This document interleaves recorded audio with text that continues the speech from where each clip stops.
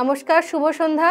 আপনারা দেখছেন বঙ্গবার্তা, সবার কাছে সবার কথা। এখন সরাসরি চলে যাব আমাদের ইনপুট এডিটর জ্যোতির্ময় দত্তের কাছে। জ্যোতির্ময় দা, আমরা দেখতে পাচ্ছি দীঘার জগন্নাথ ধাম যেখানে তৈরি হয়েছে। আগামী 30শে এপ্রিল অক্ষয় তৃতীয়ার দিন দীঘায় নবনির্মিত যে জগন্নাথ ধাম তার উদ্বোধন।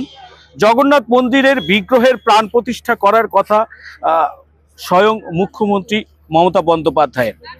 আগের দিন অর্থাৎ আগামীকাল 29শে এপ্রিল হবে বিশেষ হোমযজ্ঞ।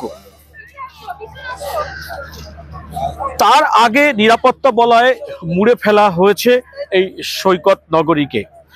বিশাল পুলিশ বাহিনী মোতায়েন করা হয়েছে গোটা দীঘা জুড়ে।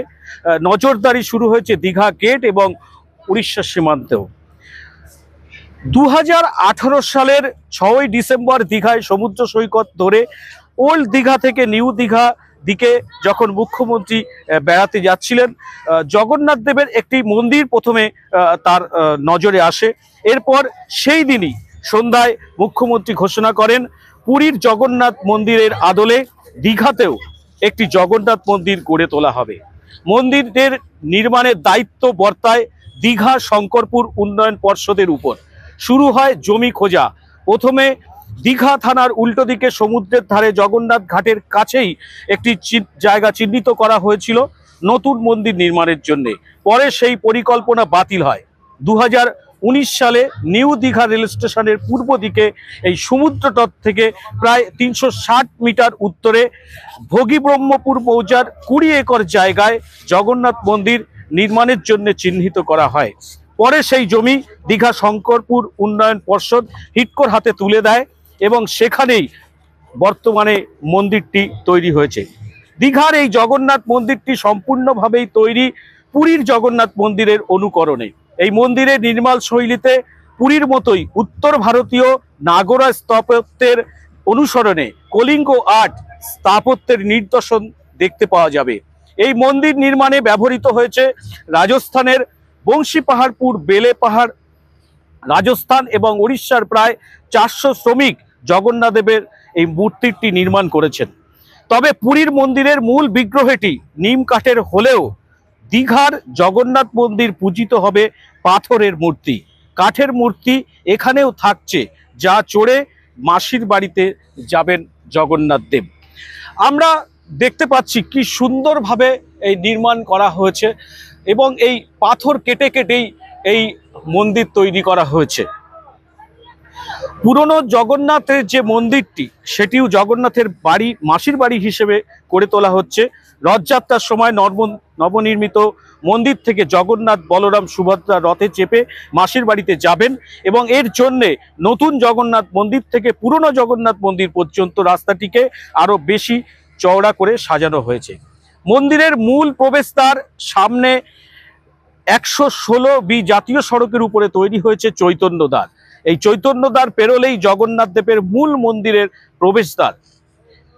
স্যান্ডস্টোন বা বেলে পাথর নকশা খচিত মূল প্রবেশদ্বারটি মাঝের অংশ অপেক্ষাকৃত উঁচু 10 মিটার এবং দুদিকের যে অংশ অপেক্ষাকৃত নিচু 8.5 মিটার।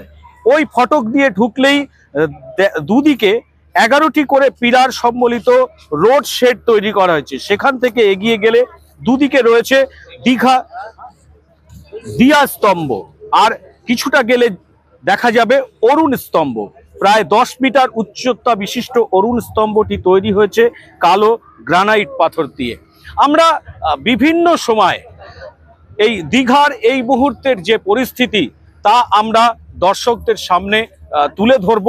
পুরো দীঘার যে রাস্তা 116 বি যে জাতীয় সড়ক, সেই জাতীয় সড়কটিকে আলোয় সজ্জিত করে রাখা হয়েছে।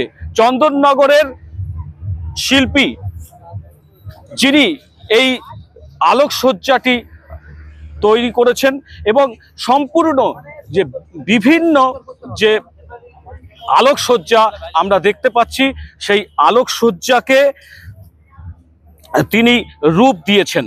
কারণ তাকে সেইভাবেই বলা হয়েছিল যে জগন্নাথ দেবের যে বিভিন্ন মূর্তি এবং তার যেসব জিনিসপত্র তাই দিয়েই এই আলোকসজ্জা করার জন্যে এই আলোকসজ্জা সজ্জিত হয়েছে এবং পুরো এই দীঘা জুড়ে ওল্ড দীঘা এবং নিউ দীঘাকে জুড়ে দেওয়া হয়েছে এই আলো দিয়ে। আগামীকাল মহাযজ্ঞ, সেখানে মুখ্যমন্ত্রী মমতা বন্দ্যোপাধ্যায় নিজে উপস্থিত থাকবেন এবং আগামী 30শে এপ্রিল এই পুরীর আদলে দীঘার যে জগন্নাথ ধাম তার দ্বার উদ্ঘাটন করবেন মুখ্যমন্ত্রী মমতা বন্দ্যোপাধ্যায়। ধন্যবাদ জ্যোতির্ময়দা।